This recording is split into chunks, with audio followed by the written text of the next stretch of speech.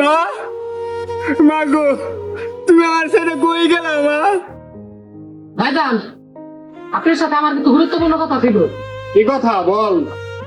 বাবা তোমার কাছে অনেক দিন হয়ে যায়, তা বাবা তো অনেক সয় সম্পত্তি রয়ে গেছে, এর তো ভাগ বাটোয়ারা করতে হবে।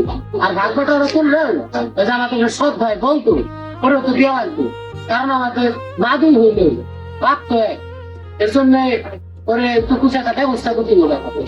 ছোট, তুই ঠিকই বলেছিস। তাহলে তুই একটা কিছু ভাব, ওকে কি করা যায়, কিভাবে ওকে বাড়ি থেকে বের করে দেওয়া যায়। ভাইজান, বুদ্ধিটা একটা পাইছি। ঠিক আছে ছোট, যা কাজটা সাইরায়। আচ্ছা ভাইজান, যাইতেছি।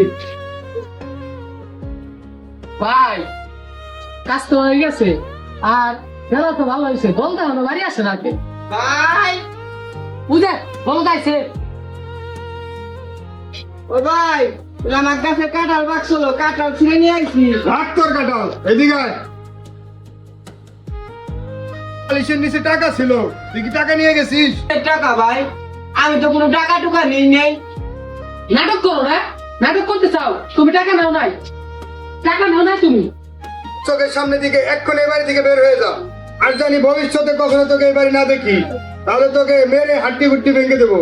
ছোট, ওকে বের করে যা আমার চোখের সামনে দিকে। চল। না ভাই, আমি চুরি করি নাই ভাই, আমি চুরি করি নাই ভাই।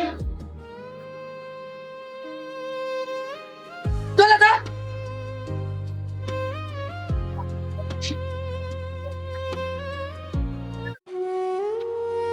মা, মা গো, তুমি আমার সাথে কই গেলা মা? মা গো, তুমি জানো মা, আমার সৎ ভাইরা না আমার মাইরা বাড়ি থেকে বাইর করে দিছে মা। তুমি আমার সাইডে কেন গেলা মা? মা, আমি নাকি বাইকের টাকা চুরি করছি, তুমি বলো মা, আমি কি টাকা চুরি করতে পারি মা? মা গো, আমি বলত বিলা, সবাই আমার হাতে খারাপ ব্যবহার করে, সবাই আমারে মারে। মা গো, এখন আমি কই যাবো মা? কথা বলো না কে মা? কথা বলো, আমি কি সত্যি বলত মা? কথা বলো মা, কথা বলো না কে মা? কথা বলো, আমি কি সত্যি বলত মা? মা গো, কথা বলো মা, কথা বলো। উঠো উঠো, তুমি বলো কে বলেছে? তুমি তো খাঁটি সোনা। খাঁটি সোনা কয়জনের বা চিনতে পারে? যার কেউ নাই তার ওই উপরে আল্লাহ আছে। মায়ের কবরে কান্নাকাটি কইরো না, কান্নাকাটি করলে মায়ের আত্মায় কষ্ট পায়। আমারও একটি ছেলে ছিল, যে কোন এক দুর্ঘটনায় মারা গেছে।